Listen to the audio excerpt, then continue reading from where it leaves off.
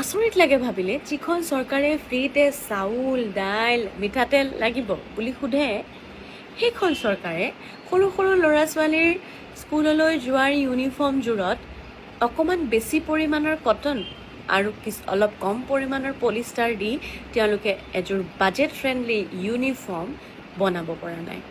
আৰু শিক্ষামন্ত্ৰী ৰণোজ পেগুৱে মাত্ৰ এদিন পূৰ্বে এটা ভাষ্য প্ৰদান কৰিলে যে তেওঁক বাজেট নিদিয়ে। আচৰিত লাগিলে শুনি যে অসম চৰকাৰে শিক্ষাৰ বাবে বাজেট নিদিয়ে, শিক্ষাৰ বাবে পইচা নিদিয়ে, ল'ৰা ছোৱালী স্কুললৈ এই গৰমত পঢ়িবলৈ যাবলৈ কান্দি কান্দি মামা মোক এখন ফেন দিয়া বুলি ক'ব লাগে, মামা মোক এখন দলং দিয়া বুলি ক'ব লাগে, আৰু তাৰপিছত নিজৰ মহাত্মা দেখুৱাই এতিয়া যে কিমান এজন ডাঙৰ মানুহ, মানে কিমান দয়ালু ব্যক্তি, সেইটো দেখুৱাই বাতৰি সম্প্ৰচাৰ কৰি সেই এখন স্কুলত এখন ফেন লগাই দিয়াৰ ব্যৱস্থা কৰি দিয়ে। সেইখন চৰকাৰে পলিষ্টাৰৰ শতাংশ বেছি ৰাখি যিসমূহ বিদ্যালয়ে ইউনিফৰ্ম তেওঁলোকে বিলাই আছে ল'ৰা ছোৱালীৰ মাজত, তেওঁলোকৰ কথাখিনি শুনিবলৈ তেওঁলোকে ক'লে যে শুনি পেলাই আমাৰ বাজেট নাই।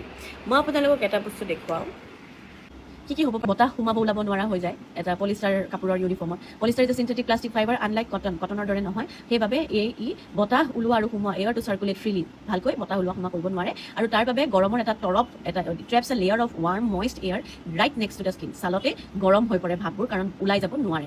শ্বাফিং and rashes, because it does not absorb sweat, কাৰণ ই ঘাম পুহিব নোৱাৰে, মইশ্চাৰটো থাকি যায় আৰু সেইবাবে বেছি গৰম হৈ পৰে। In hot and humid weather this creates a prime environment for the heat races.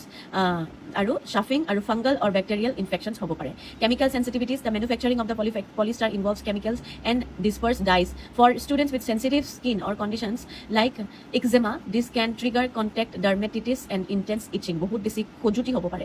Order, আমি গোন্ধটোৰ কথা বাদেই দিলোঁ, কাৰণ এজন স্কুলৰ ষ্টুডেণ্টৰ ইউনিফৰ্মৰ পৰা যেতিয়া গোন্ধ আহে তেতিয়া তাত বহুত কথা সোমাই পৰে, আচলতে সামাজিক কথা বহুত সোমাই পৰে। Static and discomfort, high static electricity, polyester accumulates static charge incredibly easily. This causes the uniform to cling uncomfortably to the body, ছালত লাগি ধৰে, linked to stick to it, and can even give students minor annoying static shocks দিব পাৰে, electric শ্বকছো দিব পাৰে এই ধৰণৰ পলিষ্টাৰৰ শতাংশ বেছি থকা কাপোৰৰ বাবে। While polyester is sometimes treated to be the flame retardant, untreated polyester poses a unique hazard around fire. জুই লাগিলে বা জুইৰ পৰা যদি অসুবিধা হয় তেতিয়া বহুত বেছি ৰিস্ক থাকে। What is the smart alternative? এটা গুৰুত্বপূৰ্ণ কথা তুলি আহিছোঁ। If a pure cotton uniform isn't practical due to the budget or maintenance, look for polycotton blend. কিন্তু এই পলিকটনত কটন কিমান থাকিব লাগে? 60% আৰু 40% পলিষ্টাৰ থাকিব লাগে। বাৰু ঠিক আছে, ইয়াৰ যদি ভাইচ ভাৰ্চাও হয়, তাৰমানে কি হ'ব, ওলোটাটো হ'লেও 40% পলিষ্টাৰ 60% কটন হ'ব, 60% পলিষ্টাৰ 40% কটন হ'ব। এই কথাটো যেতিয়া শিক্ষামন্ত্ৰী ৰণোজ পেগুক কোৱা হ'ল, তেখেতে ক'লে মই নিজেও এজন ডক্টৰ, মই জানো।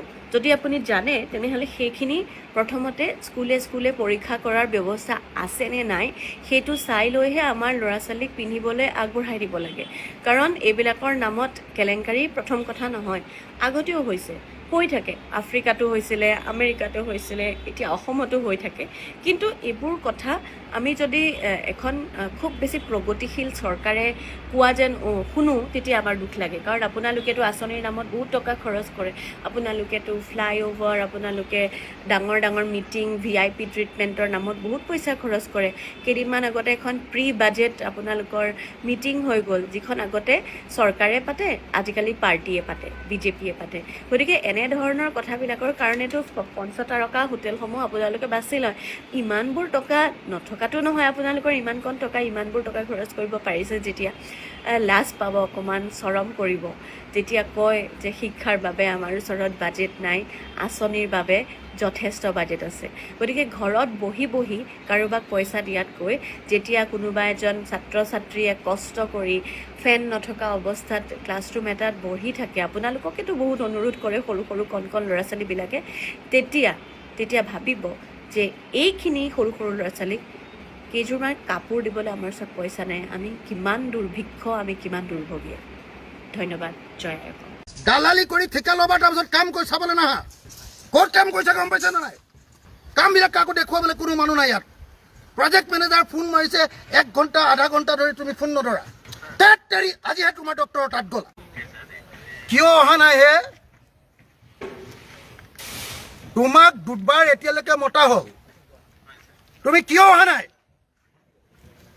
মোক ধেমালি বুলি ভাবি আছা নেকি? ক'ত কাম কৰিছা গম পাইছা নে নাই?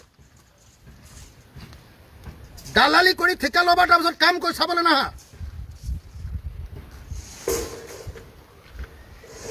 ধেমালি পাইছা কামবিলাক কাকো দেখুৱাবলৈ কোনো মানুহ নাই ইয়াত প্ৰজেক্ট মেনেজাৰ ফোন মাৰিছে 1 ঘণ্টা আধা ঘণ্টা ধৰি তুমি ফোন নধৰা আজিহে তোমাৰ ডক্টৰ তাত গ'লা মই যিদিনা তোমাক খবৰ দি মাতিলো সেইদিনা তোমাৰ ডক্টৰ ৰোহিত চৌধুৰী আজি কি আছে তাৰ নিজৰ বেমাৰ নে তাৰ পত্নীৰ বেমাৰ গভাৰৰ কি আছে আজি ননচেন্স 10টা বজাত মই নিজে পেট্ৰল ঢালি মই ইয়াত আত্মহত্যা দিম আজি আপোনাক কথা দিছোঁ কৈ দিব যাওক কোনে ক'লে আমাক কি চখ নি আমি নোখোৱা নেমেলাকে মৰিবলৈ ওলাই আহিব ফেমিলি এৰি থৈ আহি আমাৰ চখ লাগিছে নি আমি ইয়াত এনেকৈ পৰি থাকিব লাগে আবেগিক হৈছে বাবু তুমি হ'ব তুমি আবেগিক হৈছা আবেগিক নহয় আজি মই মিডিয়া আছে খোলা খুলিকে কৈছোঁ অহাকালি পিছত যদি একো নহয় মই 10টা বজাত মই নিজে পেট্ৰল ঢালি মই ইয়াত আত্মহত্যা দিম আজি আপোনাক কথা দিছোঁ কৈ দিব যাওক অলপ আপুনি অকণমান কওকচোন আমি মৰিবলৈ ওলাইছোঁ আপুনি অকলশৰীয়াকে নাহিব ছাৰ আমি আপোনাক বহুত সন্মান কৰোঁ হাতযোৰ কৰি কৈছোঁ সকলোখিনিকে লৈ আহক মেনেজমেণ্ট সকলো আপোনাক আপুনি সৰ্বে চাবে আপোনাক এতিয়া ধৰি লৈছোঁ আপুনি অকলশৰীয়াকে নাহিব ছাৰ ছাৰ আজিৰ পৰা আমি মেডিকেল পৰ্যন্ত গৈছোঁ আমি সকলোৱে মেডিকেল ল'ৰা মৰিও যায় বিকল্প নহয় আমাৰ বিকল্প নহয় আৰু তোমাৰ দুবলীয়া শ্লাইনটো ল'ব ভাল হৈ যাব তাৰ বিকল্প নহয় আমাৰ মেইন উদ্দেশ্য যিটো আছে আমাৰ সেইটো পূৰণ কৰি দিয়ক আমি সেইটোতে আছোঁ আজিৰ পৰা আমাৰ এইবোৰ কোনো মেডিকেল চেডিকেল নালাগে আৰু পাৰিলে আমি ল'ৰা ছোৱালী মিলিবলৈ সকলো ইয়ালৈ লৈ ইয়াতে বহাই দিম চব নিজৰ চব লৈ আহক ল'ৰা ছোৱালী মাইকী লৈ আহক ইয়াতে মৰক চব মৰিলে ইয়াতে মৰিম ছাৰ আপোনালোকক সঁহাৰি জনাই আপোনালোকক সন্মান জনাই আপুনি যেনে ক'লে যে মই কৈছিলোঁ আপোনালোকে ক'লে যে অন্ততঃ মেডিকেলটো তোমালোকে এইখিনি সঁহাৰি জনাই আছোঁ কিন্তু এতিয়াবা খং মোক উঠিছে কিন্তু সঁহাৰি নজনাওঁ একো টেষ্ট নাই মৰিলোঁ মই যাম কোনো লৰাই নকৰিবা যদি আপোনালোকৰ অসুস্থ হৈছে ছাৰ পুলিচ প্ৰশাসন আছে ইয়াত বন্দুক খাৰা কৰি গুলিয়াই দিয়ক গোটেইখিনি শান্তিপূৰ্ণভাৱে মৰিবলৈ সাজু আছোঁ মৰিম আমি মৰিবলৈ ওলাইছোঁ মৰিম আমি বহুত অশান্তি সৃষ্টি কৰিছে পাতক বহুত ধৰণৰ কথা তেনেকৈ আছে পাতক আমাক পুলিচ প্ৰশাসনে গুলিয়াই দিয়ক আমাক হ'ব আৰু নকৰোঁ আমাৰ শক্তিটো এনেই গৈছেগৈ আমাৰ শক্তি বুজি বেয়া পোৱা নাই ছাৰ আপোনাক বেয়া পোৱা নাই আপোনাক পঠিয়াই চাগে আপুনি আছে বেয়া পোৱা নাই কিন্তু আমাৰ খুবখিনি ওলাই আহিছে পাইছোঁ তোমালোকৰ যিটো মানে ছাৰ আপোনাক হাতযোৰ কৰি কৈছোঁ আপুনি অকলশৰীয়াকে নাহিব সকলোখিনিকে লৈ আহক কি আলোচনা কৰে আজিৰ ভিতৰত মাফ কৰিব আপুনি আমাতকৈ বহুত ডাঙৰ হয় কিন্তু আজি আমাৰ ওলাই গৈছে অতিষ্ঠ হৈ গৈছে কোনোবা এজন ল'ৰা স্বাস্থ্য অৱনতি ঘটিব শ্লাইন দি দিম মই সেইটো বিকল্প নহয় আমাৰ আজি মই ঘৰ বুজাৰিবলগীয়া আছে আপোনাক ছাৰ আমি ইমান সন্মান কৰোঁ আপোনালোক ইমান হেৰি কৰোঁ আমি কিয় বুজাৰিবলগীয়া আছে এবাৰতো আপোনালোকে মেনেজাৰলৈ কিয় চিন্তা কৰা নাই এবাৰতো আপোনালোকে চিন্তা কৰিব লাগিছিলে আপোনালোকে আহি আমাক কৈছে হৈ যাব আমি কিবা ল'ৰা ধেমালি কৰি আছোঁ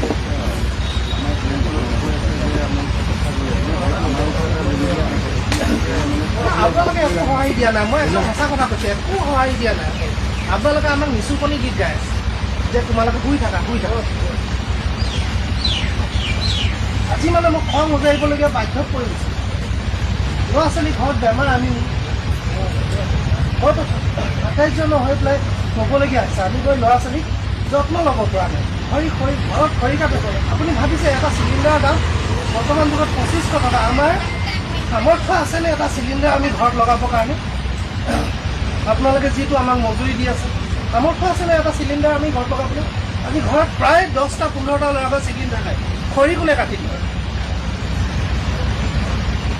চিন্তা কৰকচোন এই ল'ৰাটোক আজি গ'লবাৰ্ডাৰ হৈ পেলাই ইয়াত কৰি আছে এইটো আছে ই যাবলৈ অনিশ্চিত আমিও কৈছোঁ ইয়াত যাওক বুলি নাই কৰা কিন্তু কিবা এটা সহায় পালে যাম আমি It's a big slap on election commission and not only election commission also on Supreme Court. তুমি এটা সিস্টেম কৰিছা কৰা শুদ্ধ ভোটাৰ তালিকা প্ৰস্তুত কৰা কিন্তু যিসকল নাগৰিক প্ৰকৃত নাগৰিক ইমান দিনে ভোট দি আছে সেই মানুহক তোমালোকে কিয় হাৰাশাস্তি কৰা ৰাজাগোপালৰ দৰে ব্যক্তিৰ যদি এই অৱস্থা হ'ব পাৰে তেতিয়া প্ৰশ্নটো হৈছে যে সাধাৰণ মানুহ এজনৰ অৱস্থাটো কেনেকুৱা হ'ব পাৰে এতিয়া তেওঁক পাছপোৰ্ট অফিচে তেওঁক ডেট দিছে, ৰিজনেল পাছপোৰ্ট অফিচৰ ৰিজনেল ডাইৰেক্টৰে তেওঁক ডেট দিছে কেতিয়া?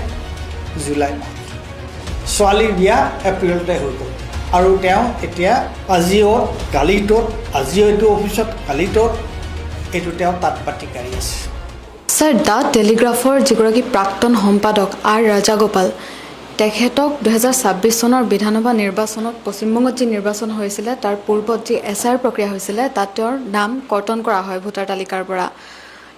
এই বিষয়টোক লৈ যথেষ্ট বিতৰ্কৰ সৃষ্টি হৈছে আৰু তেওঁ এইবাৰৰ নিৰ্বাচনত তেওঁ ভোটদানো কৰিব নোৱাৰিলে। এই বিষয়ে কি ক'ব?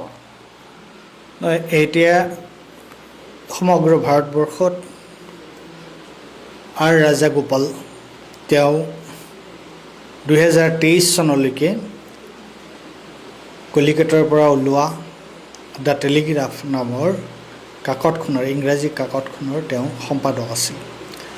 আৰু টেলিগ্ৰাফ ইষ্টাৰ্ণ ইণ্ডিয়াৰ ভিতৰত আটাইতকৈ বেছি প্ৰচলিত ইংৰাজী বাতৰি কাকত ইষ্টাৰ্ণ ইণ্ডিয়া মানে বেংগল, বিহাৰৰ এটা part, Assam.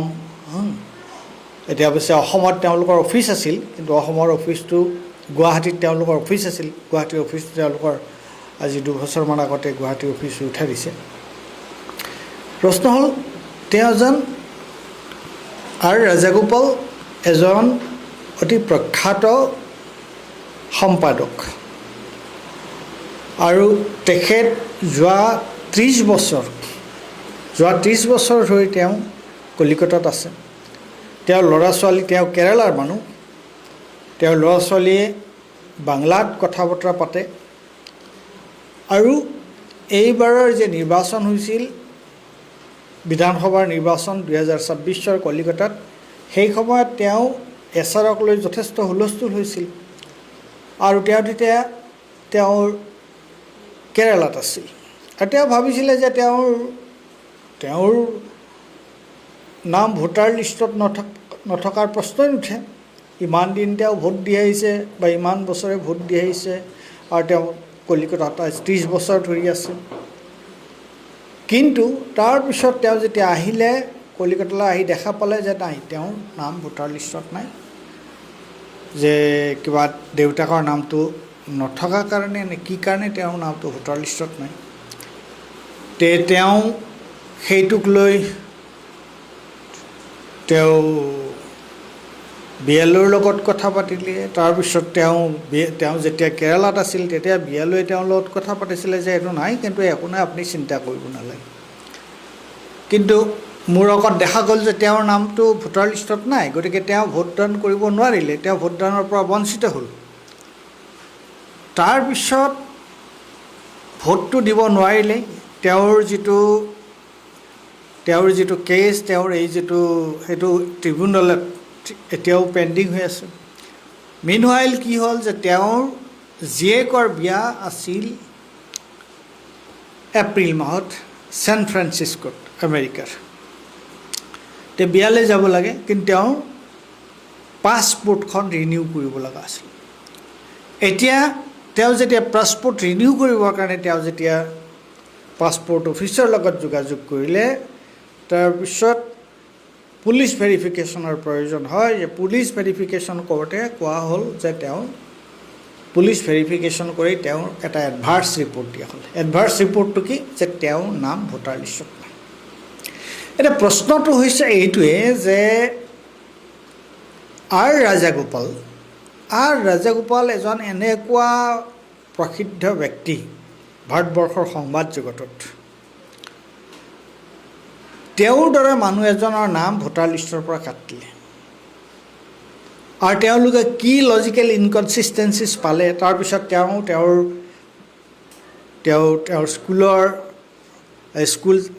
School leaving certificate, প্ৰৱেশিকা পৰীক্ষাৰ চাৰ্টিফিকেট দিলে, য'ত প্ৰৱেশিকা পৰীক্ষাৰ চাৰ্টিফিকেট দিলে বা য'ত তেওঁৰ দেউতাকৰ নাম থাকে। আৰু তেওঁৰ দেউতাক কোন? তেওঁৰ দেউতাক হৈছে ৰামা দাস, প্ৰফেচাৰ ৰামা দাস। তেওঁ গান্ধী স্মাৰক নিধিৰ তেওঁ সম্পাদক আছিল, ছেক্ৰেটাৰী আছিলে। তেওঁ এজন অতি বিখ্যাত ব্যক্তি। এতিয়া ৰামা দাসৰ ল'ৰা, ৰামা দাসৰ পুত্ৰ ৰাজাগোপাল দ্য টেলিগ্ৰাফৰ দৰে বিখ্যাত কাকত এখনৰ তেওঁ এডিটৰ, তেওঁৰ প্ৰথম কথা তেওঁ ভোটাৰ লিষ্টৰ পৰা তেওঁৰ নাম কৰ্তন কৰিলে। তাৰপিছত ভোটাৰ লিষ্টত তেওঁৰ নাম নাই কাৰণে তেওঁৰ পাছপোৰ্ট ৰিনিউ হোৱা নাই। পাছপোৰ্ট ৰিনিউ নোহোৱাৰ কাৰণে তেওঁৰ ছোৱালীৰ বিয়াত যাব নোৱাৰিলে ছেন ফ্ৰান্সিস্কোত এপ্ৰিলত যি হ'ল। এতিয়া প্ৰশ্নটো হৈছে যে হয় আইনৰ চকুত সকলো সমান, কিন্তু প্ৰশ্নত আজি ৰাজাগোপালৰ দৰে মানুহ এজনৰ যদি এনেকুৱা হাৰাশাস্তি হ'ব পাৰে, এই যে ২৭ লাখ মানুহৰ ভোটাৰ লিষ্টৰ পৰা নাম কাটি দিছে, আৰু কাটি দিওঁতে যেতিয়া সুপ্ৰিম কোৰ্টত তেওঁলোকৰ হৈ মোকৰ্দমা কৰা হৈছিল, তেওঁলোকে কৈছিলে যে এইবাৰ ভোট দিব নোৱাৰিলে কোনো কথা নাই, নেক্সট টাইম আপোনালোকে ভোট দিব পাৰিব। তে এই ধৰণৰ কথা মানে এজন মানুহৰ তেওঁ এজন ভাৰতীয় নাগৰিক, তেওঁৰ ভোট দিয়াৰ অধিকাৰ আছে, তেনেকুৱা এজন মানুহক যদি এই ধৰণে হাৰাশাস্তি কৰা হয় আৰু এনেকুৱা পজিশ্যনৰ মানুহক যদি হাৰাশাস্তি কৰা হয়, তেতিয়াহ'লে সাধাৰণভাৱে যদু মধু হৰিৰটো অৱস্থাই নাই। আজি সাধাৰণ মানুহ এজন যদি হয়, তেওঁলোকে ইমান দৌৰাদৌৰিও কৰিব নোৱাৰিব। আৰ ৰাজাগোপাল তেওঁ এটা ভেৰি এমিনেণ্ট নেম, ভাৰতৰ সংবাদ জগতত এটা অতি পৰিচিত আৰু অতি বিখ্যাত নাম। এইবাৰ এডিটৰ্ছ গিল্ডে এই কথাটোক গৰিহণা দিছে, আৰু আজি মই দেখিছোঁ যে টুইটাৰত এইটোক লৈ বেলেগ চৰ্চা হৈছে। দ্য ৱেৰত তেওঁ এটা সাক্ষাৎকাৰ দিছে। তেওঁ আমি ক'লৈ গৈ আছোঁ? এনেকুৱা এজন মানুহ, তেওঁ এজন ভাৰতৰ নাগৰিক, তেওঁ কেনেকুৱাকৈ হাৰাশাস্তি কৰা হৈছে, আৰু তাৰ কাৰণটো কি? তাৰ অঘোষিত কাৰণ এটা আছে। অঘোষিত কাৰণটো হৈছে এইটো যে টেলিগ্ৰাফ বাতৰি কাকতখন এই মোদী চৰকাৰৰ বৰ ডাঙৰ ক্ৰিটিক আছিল। তেওঁলোকে মোদী চৰকাৰৰ কাৰ্যকলাপ খুব চোকা ভাষাত তেওঁলোকে সমালোচনা কৰিছিল, এই কাগজখনে সমালোচনা কৰিছিল।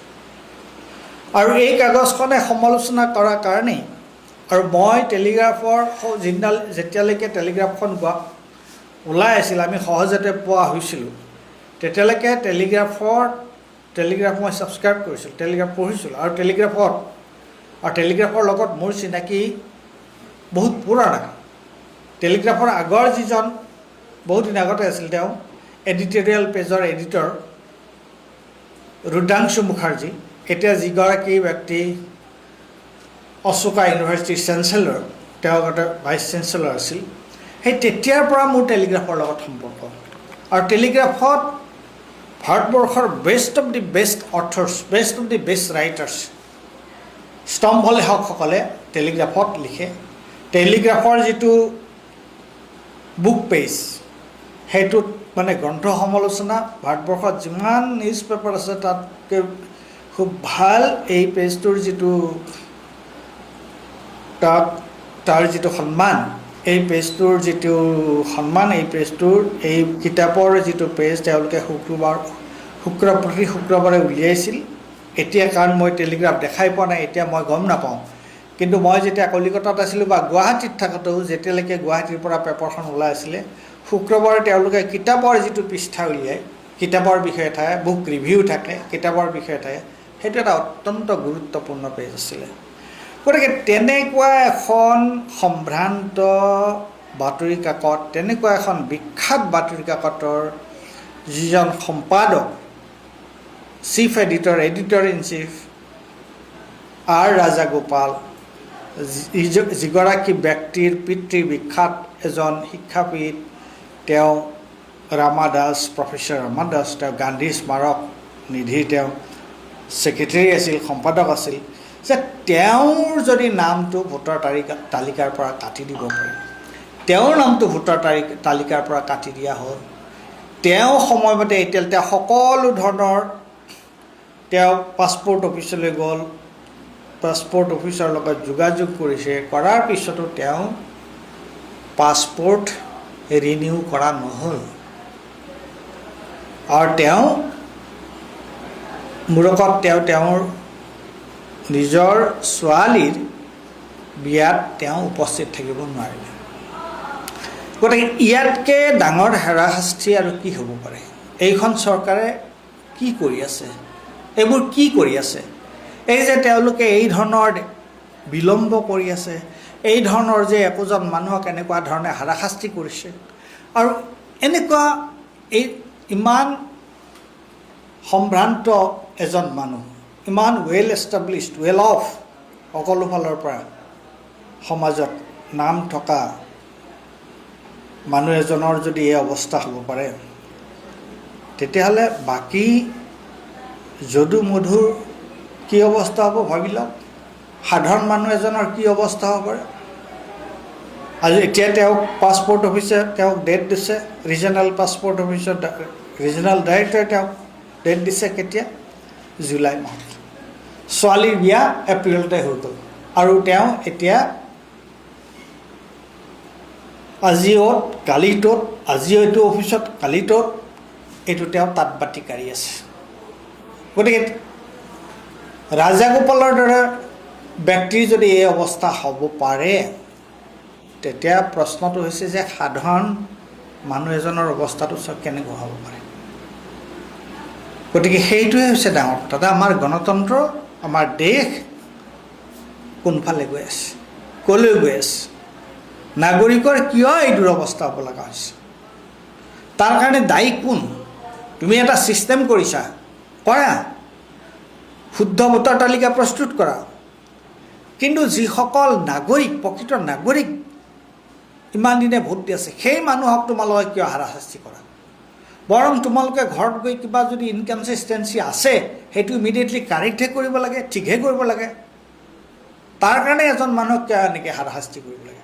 তাৰ কাৰণে কিয় তেওঁৰ পাছপৰ্ট তেওঁ কিয় ৰিনিউ কৰা নহয়? ৰিনিউ কৰি এতিয়ালৈকে কৰিব পৰা নাই। এতিয়া জুলাইত দিছে তেওঁ পাছপৰ্ট, তেওঁ বায়'মেট্ৰিক্স টাৰমেট্ৰিক্স চব ল'লে, তেতিয়া তেওঁলোকে জুলাইত দিছে। ইতিমধ্যে ছোৱালীৰ বিয়া হৈ গ'ল। গতিকে এই আৰ ৰাজাগোপালৰ যিটো ঘটনা, এই ভোটাৰ লিষ্টৰ পৰা নাম কৰ্তনৰ যিটো ঘটনা, এইটোৱে অতি স্পষ্টভাৱে দেখুৱাই দিছে যে প্ৰকৃত মানুহৰ নাম কেনেকুৱাকৈ বিভিন্ন অজুহাতত প্ৰকৃত ভাৰতীয় নাগৰিকৰ নাম কেনেকুৱাকৈ ভোটাৰ লিষ্টৰ পৰা বাদ দিয়া হৈছে আৰু তেওঁলোকক ভোটাধিকাৰ সাব্যস্ত কৰাৰ পৰা বঞ্চিত কৰা হৈছে। মইতো ক'ম যে এইটো it's a big slap on Election Commission, and not only Election Commission, also' on Supreme Court of India.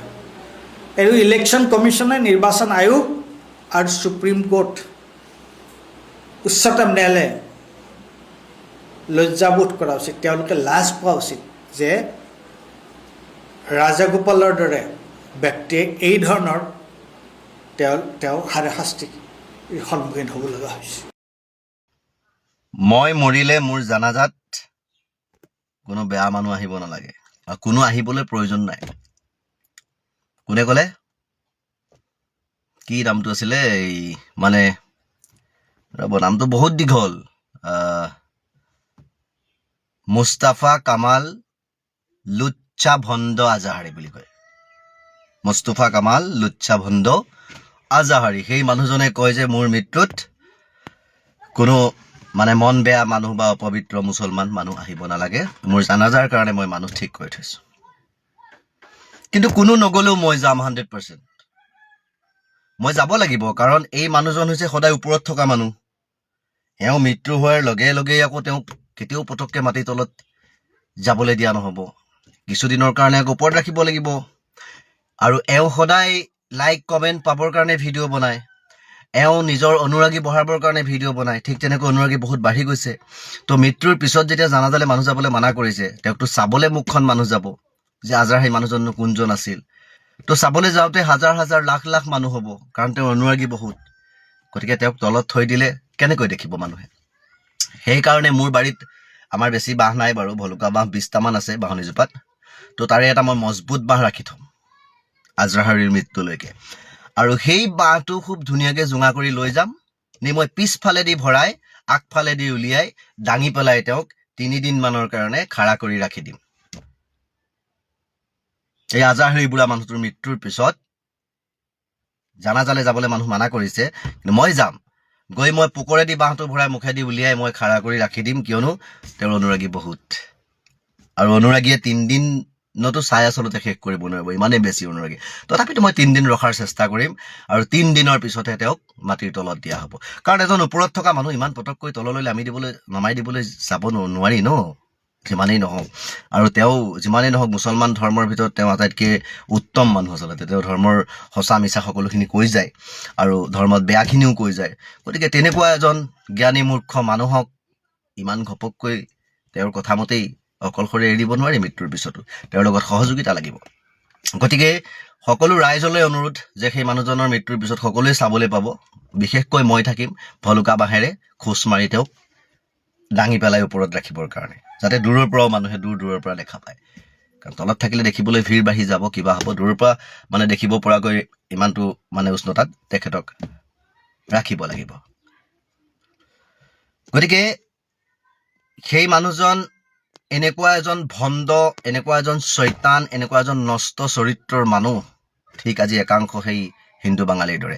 আজি এটা নিউজ পাইছে নেকি ৰাতিপুৱাই? কোনোবা মণ্ডল এজনে নিজৰ 13 বছৰীয়া সন্তানক, নিজৰ 13 বছৰীয়া সন্তান, তেখেতক অপকৰ্ম কৰি কৰি এতিয়া শেষত মৃত্যুৰ মুখলৈ ঠেলি দিলে। এই তেনেকুৱা মনৰ মানুহ হ'ল এই আজাহাৰী বোলা মানুহটো। ই মূৰত টুপি আৰু গাত কুৰ্তা পিন্ধি আছে, মুছলমান বুলি নিজকে কয়। ই তলে তলে কিমানক ধৰ্ষণ কৰিছে, কিমানক আচলতে ৰেপ কৰিছে, এইটো কিন্তু আপুনি মই আচলতে জনাত নাই। ই সেই মণ্ডলৰ লগৰ হিন্দু বাঙালী আৰু এই আমাৰ মুছলমানৰ ভিতৰত এই আজাহাৰী, এই মানে দুটা বস্তু একেলগে মিলে। হিন্দু বাঙালীৰ লগত আজাহাৰী মিলে, মানে আজাহাৰীৰ মানে কৰ্মকাণ্ড আৰু হিন্দু বাঙালীৰ কৰ্মকাণ্ড একেই। এই আজাহাৰীৰ কথা বতৰা এনেকুৱা লাগে যে এওঁ কোনো ঈশ্বৰ বা এওঁ কোনো আল্লাহ, এওঁ কোনো কাকো ভয় নকৰে। এওঁ সেই নিজৰ মা ভগ্নীৰ লগতো এনেকুৱা এই মণ্ডলৰ নিচিনা অপকৰ্ম কৰিব সাহস থকা মানুহ যেন লাগে, তেনেকুৱা যেন লাগে। গতিকে এই মানুহজন মৰিলে হয়তো মাটিত জেগা আচলতে দিবই নালাগে মানুহে। এওঁক ভলুকা মাহ দি খোজ মাৰি মই দাঙি দিম, ৰাইজে তলফালৰ পৰা জ্বলাই দিলে খেলা খতম। গতিকে আজাহাৰী বোলা মানুহটোক এনেকৈহে আচলতে তেওঁ জানাজালে যাবলৈ মানা কৰাটো ঠিক কথাই কৈছে। তেওঁৰ কেতিয়াও জানাজা নহয়, তেওঁক আচলতে জ্বলাই দিব লাগে। তেওঁক জ্বলাই দিলেহে আচলতে পূৰ্ণতা পাব, কথাটো বুজি পালে? গতিকে এই মানুহজন এজন নষ্ট চৰিত্ৰৰ ভণ্ড মুছলমান বুলি ক'লো মই। তো ধন্যবাদ। Justice for Zubeen Garg.